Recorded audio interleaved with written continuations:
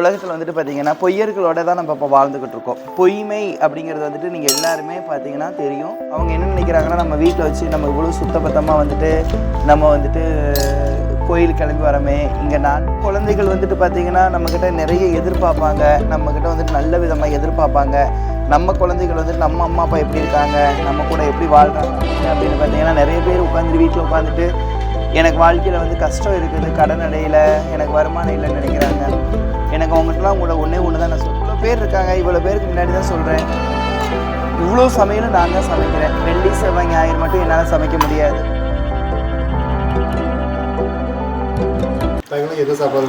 வாங்க பார்த்துடலாம். அங்கே பாருங்கள், இன்றைக்கி சாதம் வந்து கொஞ்சம் வந்து உதிரி நான் சொல்ல மாட்டேன்.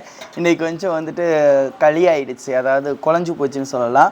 இங்கே வந்து பார்த்திங்கன்னா ரசம் வச்சுருக்கேன். இன்றைக்கி வந்துட்டு சாம்பார் வச்சேன், ஆனாலும் ரசமும் வச்சுருக்கேன். அந்த சாம்பார் பக்கத்தில் எடுத்து வச்சுக்கோ. யாருக்கா ரசம் வேண்டாம்னா சாம்பார் கொடுக்கறதுக்கு சாம்பார் எடுத்து வச்சுக்கோ. ரசம் வச்சுருக்கேன், சாம்பார் வச்சுருக்கேன். இங்கே வந்து பார்த்திங்கன்னா கேரட் பீன்ஸ் ரெண்டும் போட்டு பொரியல் வச்சுருக்கேன். இது வந்து கோஸ் பொரியல் வச்சுருக்கேன். இது வந்து கத்திரிக்காய் கிரேவி. இது வந்து கத்திரிக்காய் வந்துட்டு வெறும் கத்திரிக்காயில் வந்துட்டு வத்தல், மிளகு, மல்லி இதெல்லாம் வந்து தேங்காய்லாம் ப்ரே பண்ணி அப்படியே அரைச்சி இதில் போட்டு வைக்கிறது ரொம்ப நல்லாயிருக்கும். இந்த மாதிரியான விஷயங்கள்லாம் வந்து நான் உங்களுக்கு யூடியூப்பில் போடுறேன், நல்லாயிருக்கும், பாருங்கள், சாப்பிட்லாம். இங்கே வைங்க, ஏன் அங்கே வைக்கிங்க, என்ன இப்படி வைக்கிங்க? சாம்பார் பாருங்கள், சாம்பார் வச்சுருக்கோம். யாராவது சாம்பார் வேணும்னாங்கன்னா சாம்பார். வாங்க சாப்பிடுவாங்க, எல்லாத்தையும் சாப்பிட வர சொல்லுங்கள். எனக்கா உறவுகள் எல்லோரும் என்ன பண்ணிகிட்டு இருக்கீங்க? எல்லோரும் நல்லா இருக்கீங்களா? இந்த உலகத்தில் வந்துட்டு பார்த்திங்கன்னா பொய்யர்களோட தான் நம்ம இப்போ வாழ்ந்துக்கிட்டு இருக்கோம். பொய்மை அப்படிங்கிறது வந்துட்டு நீங்கள் எல்லாருமே பார்த்திங்கன்னா தெரியும். நிறைய விஷயங்களில் வந்துட்டு நம்ம பொய் சொல்லாமல் இந்த உலகத்தில் இப்போதைக்கு வாழக்கூடிய தன்மை கிடையாது. ஏதோ ஒரு விஷயத்தில் பொய் சொல்லித்தான் ஆகணும். ஆனால் அந்த பொய்யில் வந்துட்டு கொஞ்சம் தர்மம் இருக்கட்டும். ரெண்டாவது வந்து பார்த்திங்கன்னா நிறையா இன்றைக்கெல்லாம் வந்துட்டு இது யாருக்கு கோயிலுக்கு வந்தாங்கன்னு சொல்லுங்க என்ன, அப்போ தான் வந்து, ஏன்னா அவங்க எவ்வளோ சாப்பிடான்னு தெரியாது இல்லையா.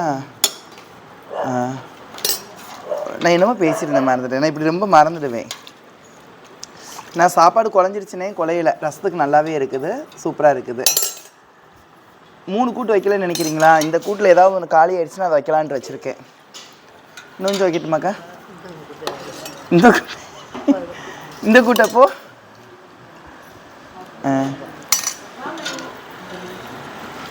கோயிலுக்கு வந்தவங்களுக்காக்கா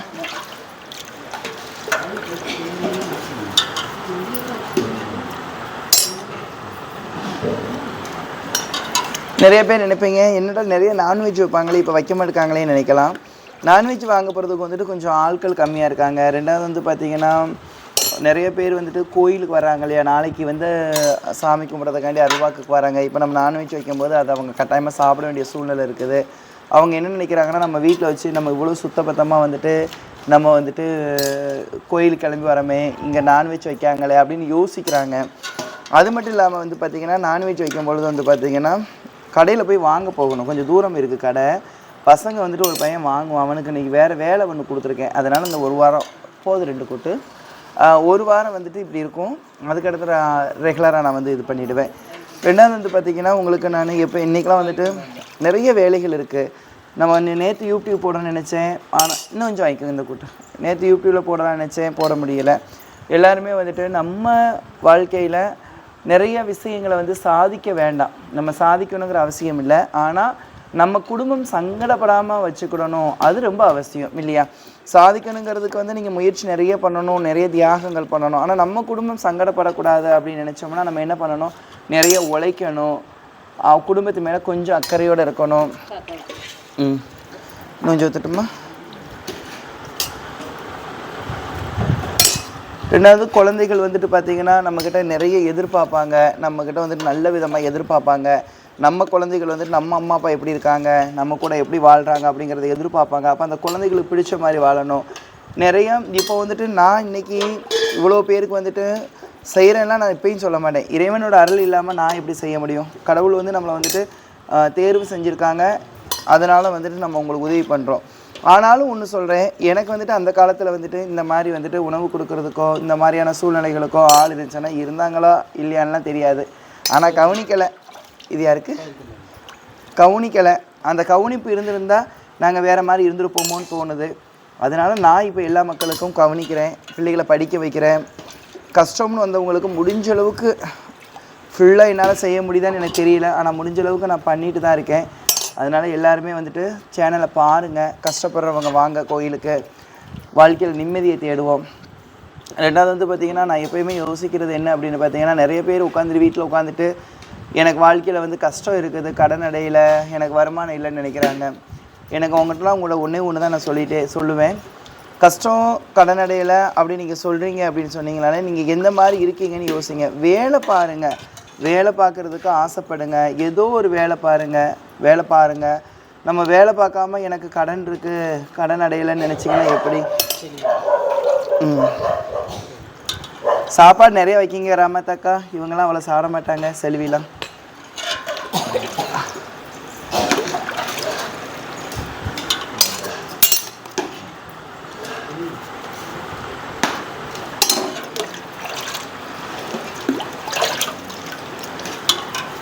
இங்கே இருக்கிறவங்களே நான் நிறைய பேரை பார்ப்பேன், வேலை பார்க்குறதுக்கு பயப்படுவாங்க, குறை சொல்கிறதுக்கு சீக்கிரமாக வருவாங்க, வேலை பார்க்குறது பயப்படுவாங்க. ஆனால் அவங்களோட வாழ்க்கையில் எப்படி இருப்பாங்கன்னு பார்த்தீங்கன்னா, அவங்க அப்படி தான் இருப்பாங்க.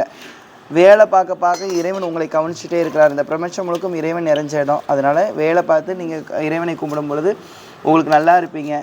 வேலை பார்க்குறதுல வந்துட்டு எதுக்கு உங்களுக்கு இவ்வளோ கஷ்டம்னு தெரியல.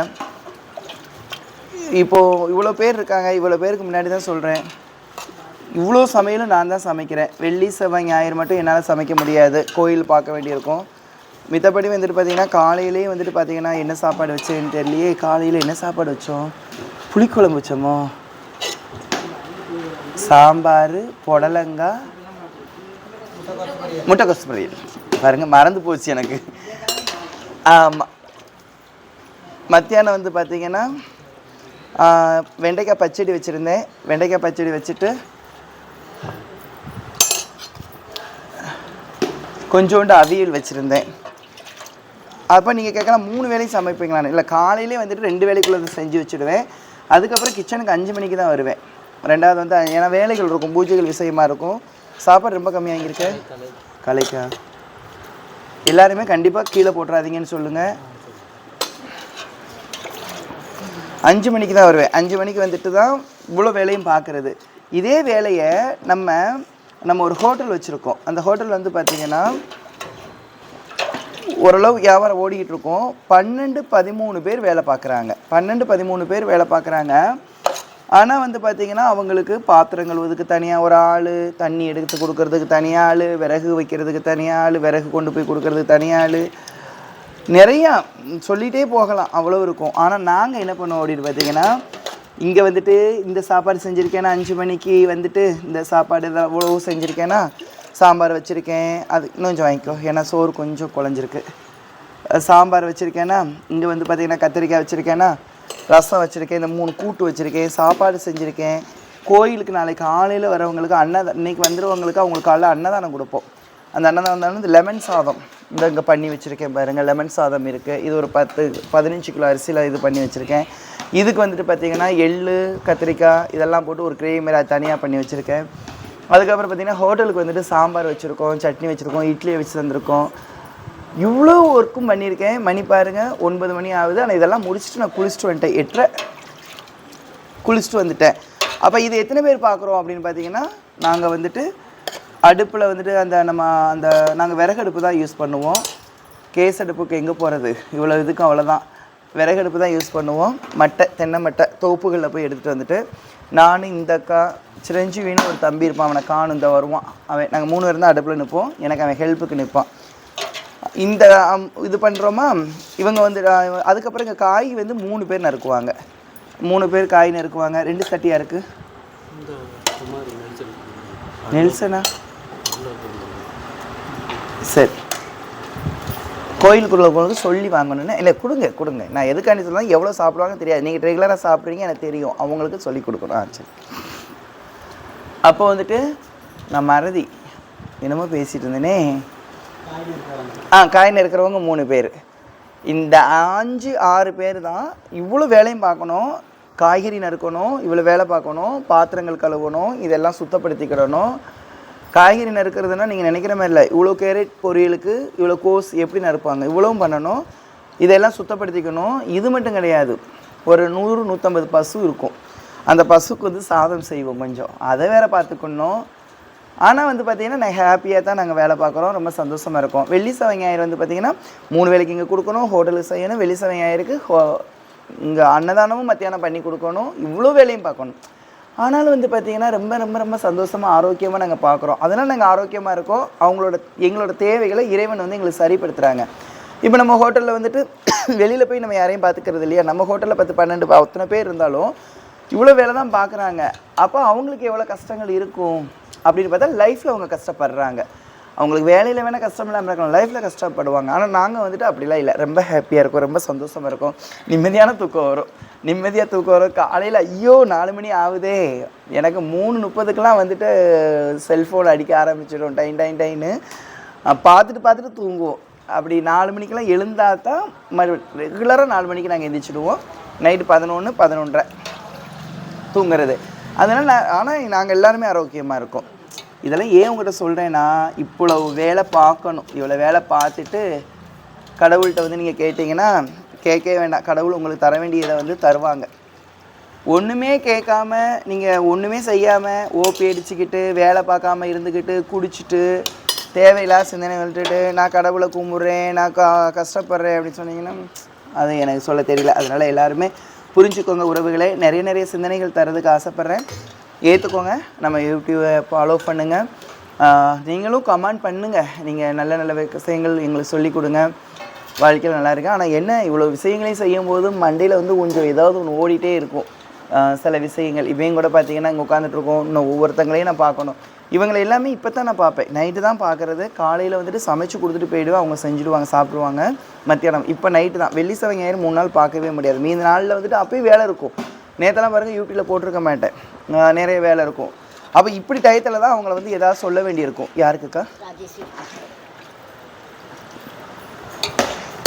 அவங்களோட குறைகள் எல்லாமே சொல்ல வேண்டியிருக்கும். இந்த பிள்ளைகள் படிக்கிறாங்க அப்படின்னு சொன்னீங்கன்னா, அந்த பிள்ளைகள் ஏதாவது தப்பு பண்ணியிருந்தாங்கன்னா, படிப்பில் எதுவும் கோட்டை விட்டுருந்தாங்கன்னா அவங்கள ஏதாவது திட்ட வேண்டியிருக்கும். அப்போ நீங்கள் உடனே என்ன சொல்லிடுறீங்கன்னா, ஐயோ அப்படி பேசுகிறாங்க அப்படிலாம் நினைக்காதீங்க. முதல்ல வந்துட்டு எல்லாருமே வந்துட்டு அவங்க சூழ்நிலை புரிஞ்சுக்கோங்க. வாங்க, நீங்கள் எல்லாருமே என்னோடய உறவுகளாக நினச்சி தான் நான் வந்துட்டு சாதாரணமாக நம்ம குடும்பத்தில் எப்படி பேசுகிறோமோ நான் அப்படி தான் பேசுகிறேன்னு தவிர, வேறு ஒருத்தங்க யூடியூபுக்காண்டி ஒரு மாதிரி பேசுவாங்க, வேறு மாதிரி நிற்பாங்க, அதெல்லாம் இல்லை. நீங்கள் எல்லாருமே என்னோடய சொந்தங்களாக தான் உங்களை எல்லாருமே பார்க்குறேன். நான் உங்கள் வீட்டில் ஒரு பிள்ளையாக என்னை நினச்சிக்கோங்கன்னு தான் நான் உங்கள்கிட்ட இப்படிலாம் பேசுகிறேன். அதனால் நீங்கள் ஏதாவது சொல்லுதா இருந்தாலும் சொல்லுங்கள், நல்லாவே இருக்கலாம். சரி, ஓகே. இப்போ வந்துட்டு பார்த்தீங்கன்னா எனக்கு இன்னும் வேலை வந்துருச்சு. ஏன்னா அங்கே பாதி வேலையை விட்டுட்டு வந்திருக்கேன். ஒரு சின்ன ஹோமம் பண்ணிகிட்டு இருந்தேன், அதை முடிச்சுட்டு சரி யூடியூப் நேற்று சாப்பாடு வீடியோ போடலை. என் பொண்ணை வந்து போட சொல்லலான்னு நினச்சோம்னா அவளுக்கு ஹோம்ஒர்க் நிறைய இருக்கும். நான் சொன்னால் கட்டாயமாக வந்து பார்ப்பான். அவளுக்கு ஹோம்ஒர்க் நிறையா இருக்கும். அதில் வேறு இன்றைக்கி அப்ளை வந்து சொன்னான், அப்பா இன்றைக்கி வந்துட்டு நான் வந்துட்டு செகண்ட் ரேங்க்ப்பா அப்படின்னு சொன்னான். போன வருஷம் வந்து பார்த்திங்கன்னா 5வது ரேங்கோ 6வது ரேங்கில் இருந்தா. அதனால் அவளை படிப்பில் வந்துட்டு அவளை இது பண்ணணுன்ட்டு அவளுக்கு மந்திரங்கள் வேறு நிறையா கொடுத்துருப்பேன், சில பேர்களுக்காக சில மந்திரங்கள் கொடுக்கறதுக்காண்டி. அதனால் நம்மளே வந்து பார்த்துட்டு போயிடலான்ட்டு வந்திருக்கிறேன். நீங்கள் எல்லாருமே நல்லா இருக்கணும், உங்களை எல்லாத்தையும் நான் ஆசீர்வாதம் பண்ணுறேன். நீங்களும் நம்மளோட சேனலை தொடர்ந்து பாருங்கள், சப்போர்ட் பண்ணுங்கள். வாழ்க்கை வாழ்வதற்கே வாழ்வோம். ஜெய் பவானி.